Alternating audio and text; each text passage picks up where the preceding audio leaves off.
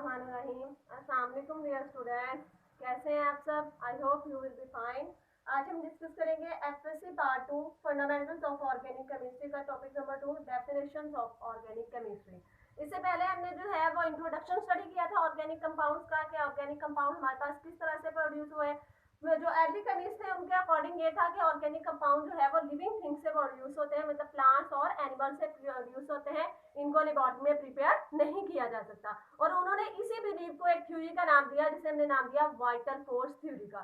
फिर हमारे पास एक न्यू साइंटिस्ट आया फ्रीडरिक मुलर, उसने इस थ्योरी को रिजेक्ट किया। उसके अकॉर्डिंग उसने क्या किया कि उसने जो हमारे पास यूरिया प्रिपेयर किया from inorganic compound in the laboratory. Inorganic compound उसने कौन सा लिया? Ammonium cyanide. अमोनियम साइनाइड उसने इनऑर्गेनिक कंपाउंड दिया। इसको जैसे ही उसने हीट किया तो इसमें रीअरेंजमेंट हुई तो हमारे पास यूरिया प्रोड्यूस हुआ।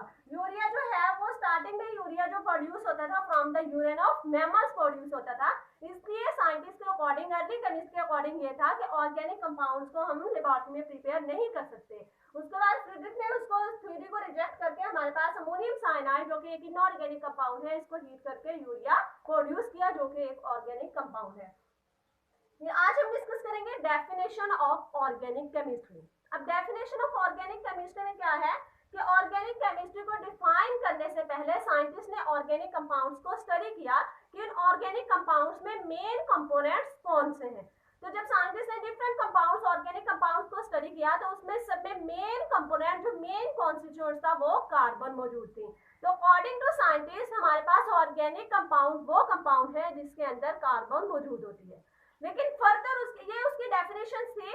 तो अर्लियर केमिस्ट के रूट्स ऑर्गेनिक केमिस्ट्री की ये डिफाइन थी कि organic chemistry is the branch of chemistry in which we study the organic compound which containing carbon component. अब उसके बाद जब दोबारा इसको स्टडी किया, फर्दर स्टडी किया गया तो देखा गया कि कुछ कंपाउंड ऐसे भी हैं जिसके अंदर कार्बन तो मौजूद है लेकिन उसकी जो प्रॉपर्टीज है वो ऑर्गेनिक कंपाउंड वाली प्रॉपर्टीज नहीं है। फॉर एग्जांपल अगर हम बात कर ले कार्बन डाइऑक्साइड की, कार्बन मोनोऑक्साइड की, तो ये हमारे पास ऐसे कंपाउंड है जिसके अंदर कार्बन मौजूद है लेकिन इसके अंदर कार्बन वाले ऑर्गेनिक कंपाउंड्स की प्रॉपर्टीज मौजूद नहीं है। फिर उसके बाद दोबारा से ऑर्गेनिक केमिस्ट्री को जो है वो रीडिफाइन किया गया। उसमें हमारे पास जो ऑर्गेनिक केमिस्ट्री की डिफाइन आई वो हमारे पास ऑर्गेनिक कंपाउंड वो कंपाउंड है जिसको हम हाइड्रोकार्बन्स का नाम देते हैं। तो ऑर्गेनिक केमिस्ट्री हमारे पास ब्रांच ऑफ केमिस्ट्री है in which we study the hydrocarbons. Mean हम ऐसे ऑर्गेनिक कंपाउंड ऐसे कंपाउंड है जिसके अंदर कार्बन और हाइड्रोजन मौजूद है और ऐसे ऑर्गेनिक कंपाउंड जिसके अंदर कार्बन और हाइड्रोजन मौजूद हो उनको हम नाम देते हैं हाइड्रोकार्बन्स का। तो जो मॉडर्न डेफिनेशन थी हमारे पास ऑर्गेनिक केमिस्ट्री की, उसके अकॉर्डिंग क्या था कि organic chemistry is a branch of chemistry in which we study the hydrocarbons and their derivatives. अब जो डेरिवेटिव्स क्या होते हैं? डेरिवेटिव्स हमारे पास होते हैं कि हम डेरिवेटिव्स का मतलब होता है किसी भी कंपाउंड से दोबारा नई चीज प्रोड्यूस करना। तो जो न्यू कंपाउंड प्रोड्यूस होगा वो हमारे पास होगा उसका डेरिवेटिव। डेरिवेटिव हम कैसे प्रोड्यूस करेंगे कि उसके अंदर से हाइड्रोजन को रिप्लेस करके कोई न्यू जो एटम है उसके अंदर ऐड कर देंगे तो हमारे पास उसका डेरिवेटिव बन जाएगा। तो मॉडर्न डेफिनेशन हमारे पास ऑर्गेनिक केमिस्ट्री की क्या हुई कि organic chemistry is the branch of chemistry in which we study the hydrocarbons and their derivatives. Hydrocarbon mean ऐसे ऑर्गेनिक कंपाउंड जिसके अंदर कार्बन और हाइड्रोजन मौजूद हो। तो ये थी हमारे पास definition of organic chemistry. Next हम डिस्कस करेंगे some features of organic compound, जिसके अंदर हम डिस्कस करेंगे peculiar nature of carbon atoms, non ionic character of organic compound, उसके बाद complexity in behaviour, solubility, rates of organic reaction और इसके अलावा आइसोमेरिज्म। इसके अलावा है isomerism and similarity in behaviour. ये 7 हमारे पास इंपॉर्टेंट फीचर्स हैं ऑर्गेनिक कंपाउंड के जिसको हम वन बाय वन डिस्कस करेंगे। अब यहाँ पे हम डिस्कस करते हैं आइसोमेरिज्म। आइसोमेरिज्म में हमारे पास क्या है? आइसोमीर हमारे पास होता है सेम। तो आइसोमेरिज्म में टाइप्स हम डिस्कस करें आइसोमेरिज्म। तो आइसोमीन सेम होता है और मेरिज्म में टाइप्स पास होती है। तो आइसोमेरिज्म जो है वो ऑर्गेनिक कंपाउंड का एक सबसे स्पेशल फिनोमिना है। आइसोमेरिज्म जो है वो हमारे पास एक स्पेशल फिनोमिना है ऑर्गेनिक कंपाउंड का, कि आइसोमेरिज्म क्या होता है, हमारे पास ऐसे कंपाउंड जिनका मॉलिक्यूलर फार्मूला सेम होता है लेकिन स्ट्रक्चरल फार्मूला डिफरेंट होता है। तो आइसोमेरिज्म क्या है, compounds having the same molecular formula but different structural formula. For example अगर हम बात करें C2H6O, ये हमारे पास है मॉलिक्यूलर फार्मूला। अब इसको जो है वो हम इसके डिफरेंट स्ट्रक्चरल फार्मूलाज ड्रॉ कर सकते हैं। कैसे, फॉर एग्जांपल अगर हम डिस्कस करें ए फर्स्ट एंड ए सेकंड। अब अगर हम इन दोनों को देखें तो हमारे पास मॉलिक्यूलर फार्मूला के अकॉर्डिंग 2 कार्बन है, 6 इसके अंदर हाइड्रोजन है और 1 इसमें ऑक्सीजन है। सेकंड वाले को देखें तो उसमें भी हमारे पास 2 कार्बन है, 6 इसके अंदर हाइड्रोजन है और 1 ऑक्सीजन है। तो क्या है हमारे पास, आइसोमेरिज्म ऐसा फिनोमिना है ऑर्गेनिक कंपाउंड का जिसमें हमारे पास एक ही कंपाउंड को हम डिफरेंट तरह से लिख सकते हैं, मतलब having same molecular formula but different structural formula.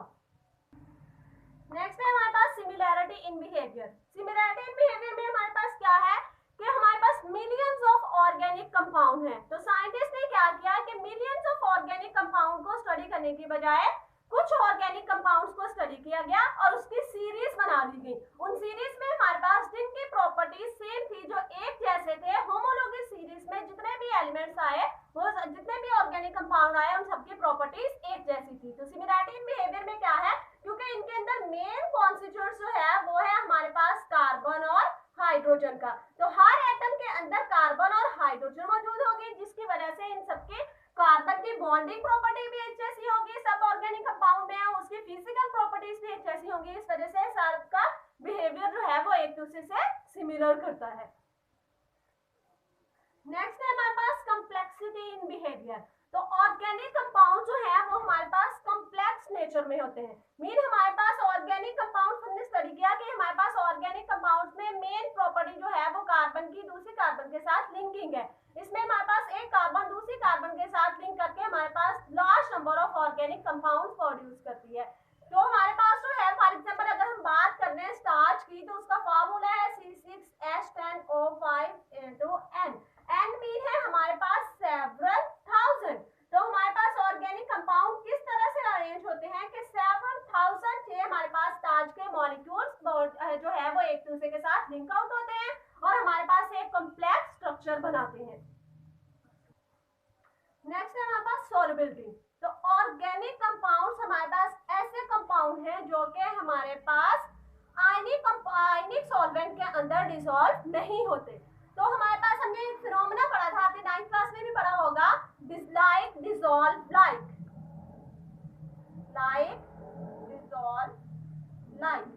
ये ऐसा फिनोमेना है जिसके अकॉर्डिंग हमें ये आइडिया होता है कि पोलर सॉल्वेंट जो है वो पोलर कंपाउंड जो है वो पोलर सॉल्वेंट के अंदर डिसॉल्व होते हैं और नॉन पोलर कंपाउंड जो है वो हमारे पास नॉन पोलर सॉल्वेंट के अंदर डिसॉल्व होते हैं। तो ऑर्गेनिक कंपाउंड हमारे पास नॉन पोलर इन नेचर होते हैं, इस वजह से ये वाटर के अंदर सॉल्युबल नहीं होते, क्योंकि जो हमारे पास वाटर होता है वो पोलर नेचर का होता है। तो जो ऑर्गेनिक कंपाउंड है वो हमारे पास नॉन पोलर सॉल्वेंट के अंदर डिसॉल्व होते हैं। फॉर एग्जांपल बेंजीन वगैरह जो है, बेंजीन हो गया, इसके अलावा जो है वो हमारे पास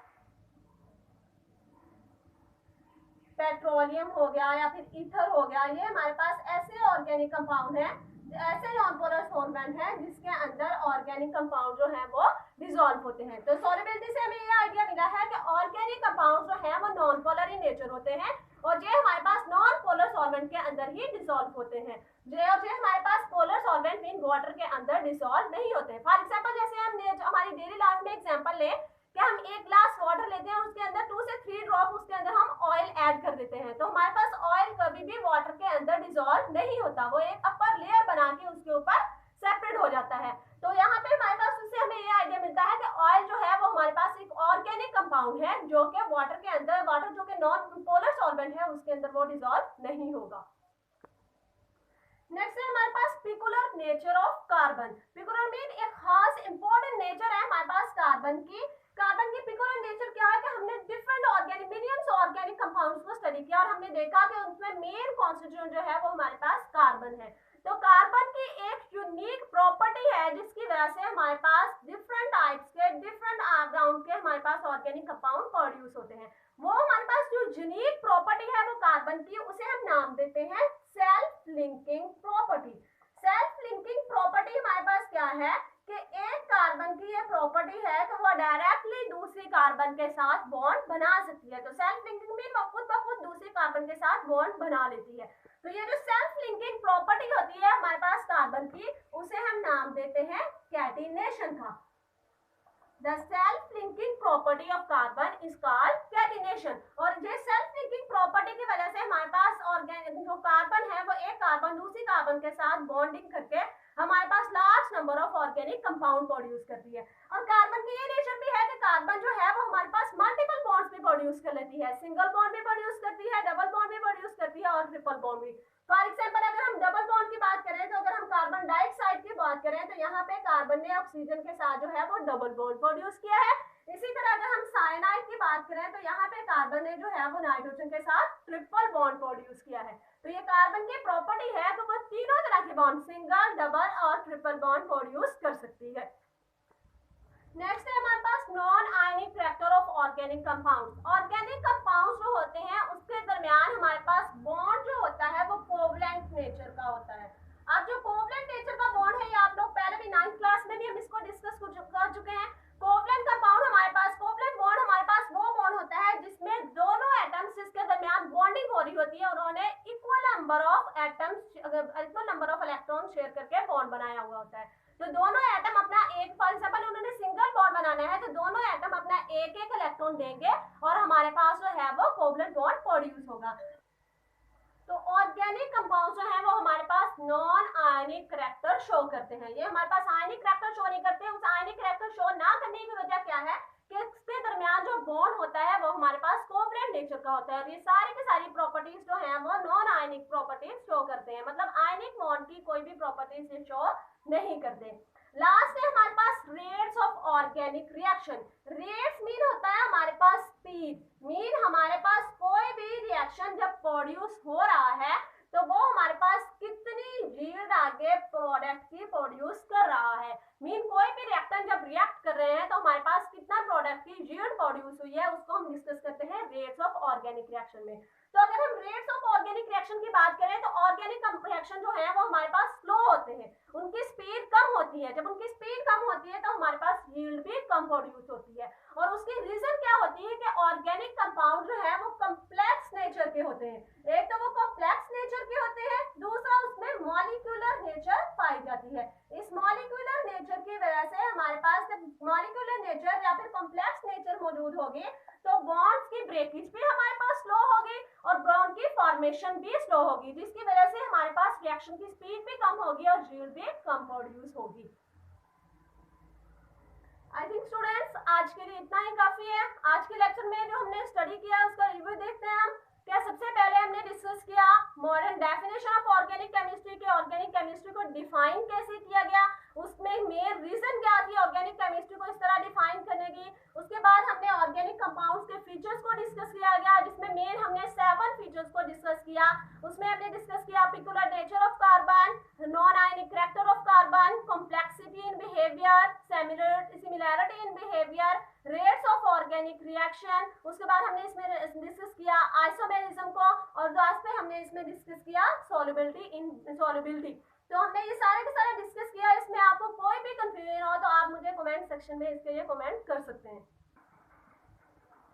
डियर स्टूडेंट्स आज का लेसन हम खत्म करते हैं आज की अच्छी बात पे। तो अच्छी बात यह है कि आप सल्लल्लाहु अलैहि वसल्लम ने फरमाया तुम में से बेहतरीन शख्स वो है जो इल्म सीखे और दूसरों को सिखाए।